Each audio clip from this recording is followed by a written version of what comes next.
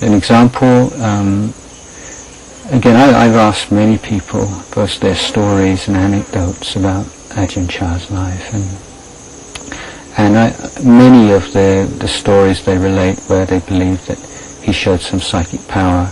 I try to put myself in the shoes of a kind of cynical person and try to look in those in a way that, well, maybe, that you could look at it like this or you could look at it like that. And I tried to find a few cases which were, I think, pretty sort of solid and difficult to refute.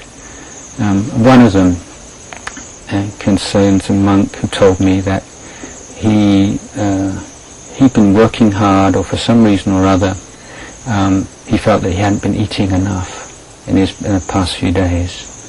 And he's had a bowl full of rice, and he was thinking to himself as he walked back to the monastery, today I'm going to increase the amount of sticky rice. Because we make this, you get all this sticky rice in your bowl, and before the excess is sent to the kitchen, you make this ball and you mould it and put it in the bottom of your bowl. And so he said, I'm going to make a bigger ball of sticky rice today. I'm going to really make up for it. And so as he walked back into the monastery, he met Ajahn Chah, and Ajahn Chah just looked at him and said, oh, so you're going to eat some more sticky rice today, are you? You're really going to pig out, are you, today? Something like that. Yeah. So I would say that's a good example of one such incident where I can't see how you could explain it any other way. There are some cases where people say he read their minds, where you say, well, no, could possibly just making a general kind of statement, and this kind of rationale people have for these things. But I think for me that's a convincing one. And there are many, many, many more. But in the spirit that Ajahn Chah didn't want to stress these things, I also don't want to overemphasize these things, because they're definitely not the heart of training and meditation.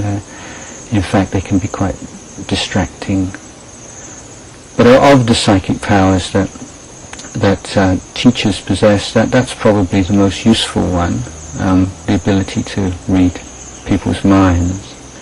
And certainly if monks in the monastery believe that their teacher can read their minds, it can make them a lot more careful about what they do and think than otherwise. So whether or not it's true or not, it certainly has quite a good result.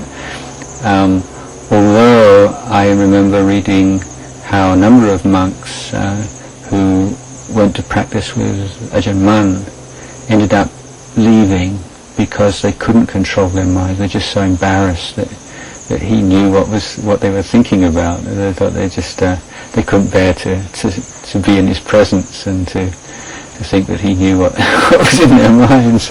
So it's not always the best thing.